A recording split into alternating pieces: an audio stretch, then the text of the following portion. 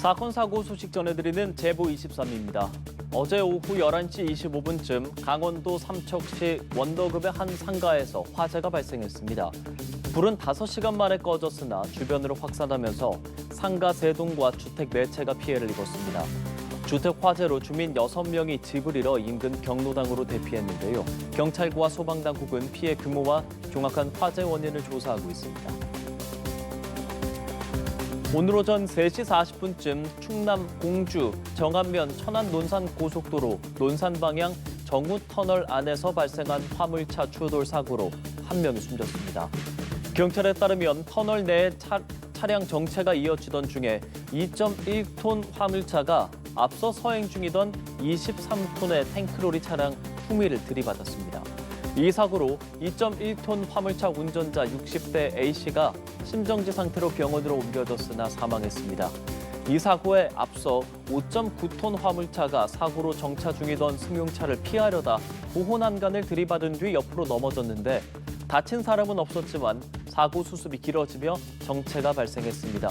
경찰은 목격자의 진술과 블랙박스 영상 등을 토대로 자세한 사고 경위를 조사하고 있습니다. 어제 오후 1시 40분쯤 경기도 용인시 처인구의 한 문구용 접착제 제조 공장에서 불이 났습니다. 불이 인근 야산으로 옮겨 붙으면서 소방당국은 대응 1단계를 발령하고 1시간여 만에 큰 불길을 잡았습니다. 인명피해는 없었지만 이 불로 공장 1개 동과 창고 일부, 임야 3천여 평이 불에 탔습니다. 소방당국은 잔불 정리를 마치는 대로 정확한 화재 경위를 조사할 예정입니다. 우회전 일시 정지, 이 제도가 도입된 지 2년이 지났지만 사고는 여전히 끊이질 않고 있습니다. 최근 2주 새 서울에서만 우회전 사고로 최소 2명이 다치거나 숨졌는데요.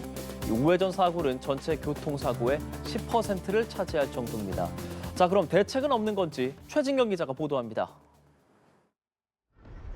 서울 강남구의 한 횡단보도, 사고의 흔적이 고스란히 남았습니다. 지난 18일 신호등이 없는 횡단보도를 건너던 50대 여성이 오른편 골목으로 꺾어 들어오던 레미콘 트럭에 치여 숨졌습니다. 이보다 한 주 앞서 서울 광진구 한 교차로에선 우회전하던 마을버스가 횡단보도를 건너던 60대 여성을 덮쳤고 이 여성은 부상을 입었습니다. 두 운전자 모두 우회전을 하기 전 멈추지 않고 그대로 주행하다 사고를 냈습니다. 우회전 일시정지 제도를 시행한 지 2년이 지났지만 사고는 제자리 수준입니다. 지난 2년 새 전국에서 일어난 우회전 교통사고는 해마다 18,000건을 넘겼는데 전체 교통사고의 약 10%를 차지했습니다. 우회전 사고는 여전히 빈번하게 발생하고 있는데요. 이렇게 차량 신호기가 빨간불일 때 우회전을 하려면 우선 멈춰야 합니다. 차량 신호가 초록불이더라도 횡단보도에 사람이 있다면 거리가 얼마나 떨어져 있든 일단 멈춰야 합니다. 하지만 현실은 달랐습니다.